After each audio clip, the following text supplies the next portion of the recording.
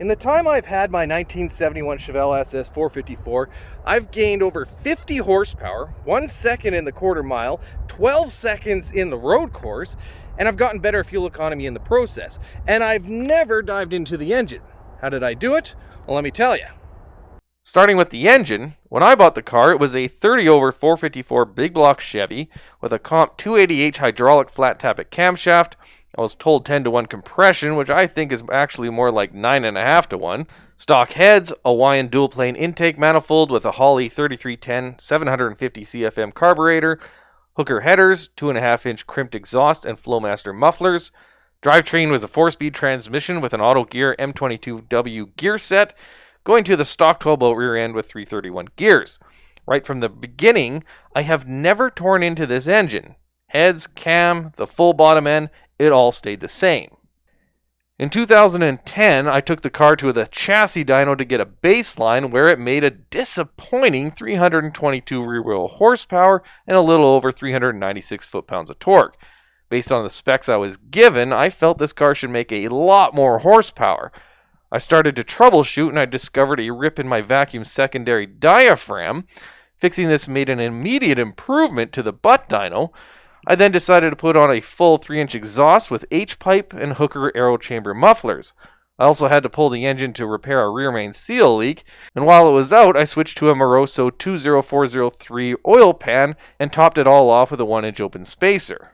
Back to the dyno in 2012, and I was rewarded with 359 horsepower and 426 foot-pounds of torque, a gain of 37 horsepower and 30 torque. There was a huge gain in the mid-range, a peak increase of 50 horsepower and 60 foot-pounds at 4,400 RPM. I'm sure the biggest gain was due to the vacuum secondaries being fixed, but I am positive the mid-range gains had a lot to do with the 3-inch exhaust.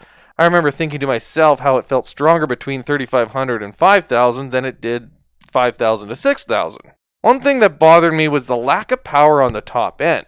I was making peak power at 5,100 RPM, and after 5,500 it nosed over hard.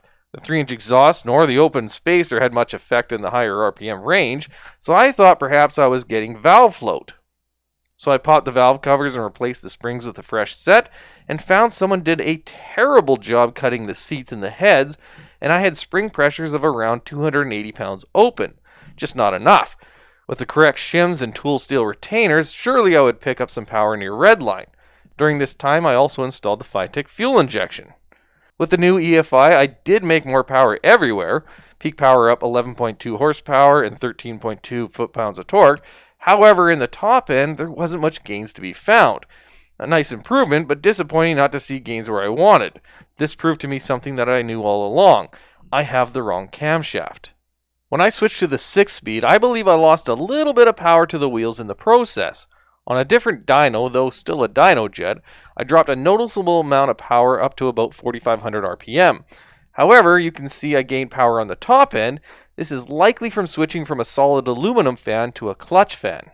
The last big changes that affected power was switching from the YN Action Plus intake to an Edelbrock Performer RPM air gap. I expected to see a noticeable improvement, but on my engine the difference was quite minimal in terms of power on the dyno, drag strip performance, and drivability. A much bigger gain was from switching to the Borla Pro XS mufflers. I saw a huge gain at the track, though on the dyno I only saw a marginal increase in power, which you can check out in a previous video.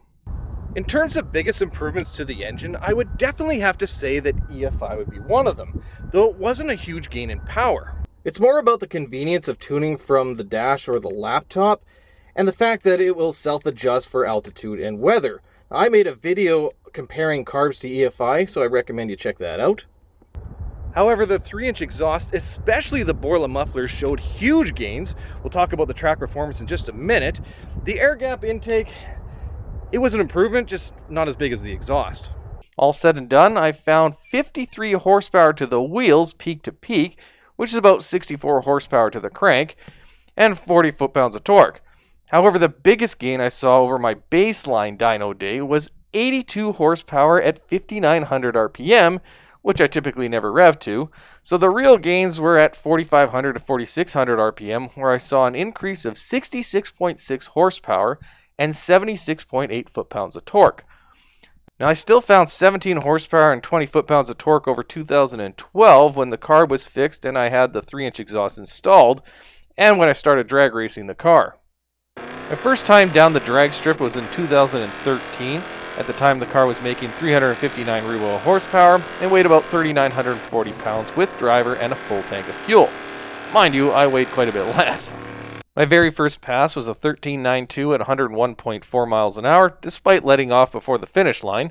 Best time of the season was a 13.511 at 104.25, though I did have a best mile an hour of 105.48.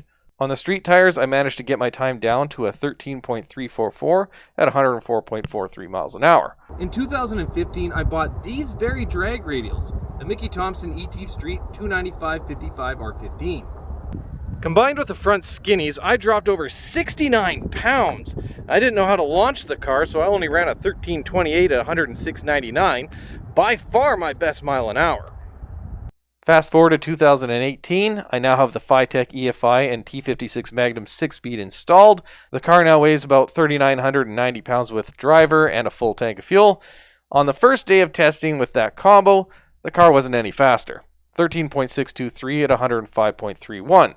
The next time out, I disintegrated my driveline.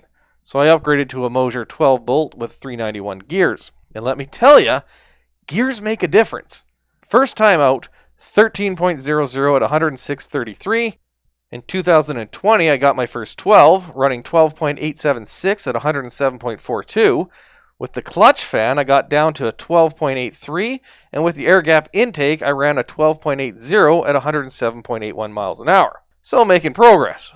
And then moved to the last day of 2022. The Borla mufflers just went on and the car felt faster in the seat of the pants. Turns out it was faster. A lot faster. 12.53 at 109.97 miles per hour with just a muffler change. I don't know how, but the stars seem to have aligned that day, and that remains my personal best. For drag racing, the best modifications I made were obviously the tires. Doesn't matter how much power you have, if you're spinning the tires, you're going to go nowhere. So you need the grip. The other thing would be the gears. What a tremendous difference gears made. Having a double overdrive transmission allowed me to run a taller gear without sacrificing too much comfort. A lot of people are surprised that I actually road race my car, and I've had a lot of people come up to me saying they would love to road race their classic car, but they're afraid to do it because it might not handle the abuse, or they might wreck it. And let's be honest, road racing a classic car like this is quite intimidating because, I mean, if something breaks or falls off, or God forbid you put it in the wall, that's a bad day to say the least. But I can tell you firsthand, it is doable. 2014 is the first time I took the Chevelle on the road course. I completely replaced all the worn out bushings and switched out to tubular control arms in the front, which is not necessary, but I did this in a combination with tall spindles to get better geometry, which is very beneficial. I also designed my own brake package, which consists of Wilwood 4-piston calipers and 11.75 by 1.25 inch rotors. My first time out, I ran a 148.393, though I did have a mandatory instructor. My distributor hold down loosened off and backed my timing down significantly, so power was down. I also found it rattled some of the bolts loose, proving it's a good idea to check everything before and after going to the track. The next time out, I was on my own, which was a 180 plus pound weight reduction, and I installed some BP20 brake pads, which were junk. I burned the entire pad up in one day. But I did take 4.4 seconds off my lap time, running a 143.976. In 2017, I was back with some anti-roll bars, a 1 3/8 hollow bar in the front, and a 1 1/8 frame bar in the back. I was also running AP Racing J-hook rotors with brake ducts and B-compound race pads.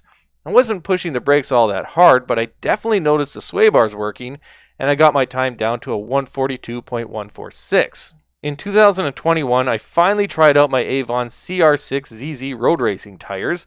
Unsurprisingly, I destroyed my personal best, a 138.984, over 3 seconds faster, and I knew there was more in it.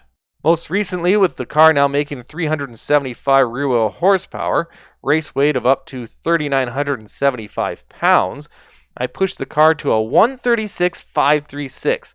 2.45 seconds faster than last time, and a whopping 11.86 faster than when I started in 2014. Without question, the best mods I made were tires and brake pads. Tires matter. I've said it before, it's the only thing that touches the road, and you can see huge gains, sometimes several seconds a lap just from tires alone, like I did. Brake pads, another big deal. The difference between your typical low-dollar street pad and a racing pad is night and day. It's huge. It's also a lot safer because a track pad is designed to take the temperatures you're going to see on the road course. Sway bars are still one of the best bang for the bucks you can do. Now, I've created a video that shows you don't need a full-on race car or even a pro touring car to have a decent handling classic car, but sticky tires and good pads will make a huge difference at the track, no doubt. Despite all the performance that we've gained, we've actually maintained a decent level of comfort. It's not too loud, it's not overly harsh on the road, and furthermore, we've actually increased our fuel mileage compared to when we got it. Now, some of that is down to the EFI, but that doesn't make as big of a difference as you might think.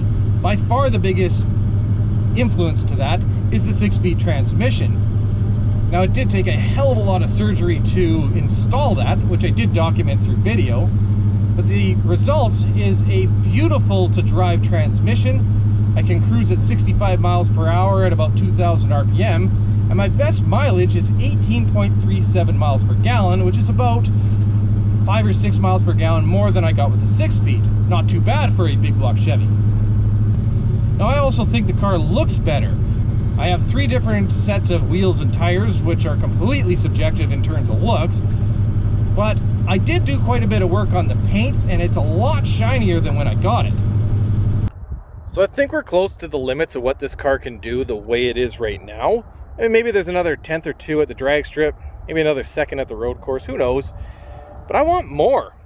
So I think it's about time we start making some bigger changes. What are those changes? Well, you're going to have to stay tuned and subscribe to find out. And by all means, please check out some of the videos that I referenced in this video so you can see how we got to this point so far. And with that, make sure you like, comment, and subscribe. And thanks for watching.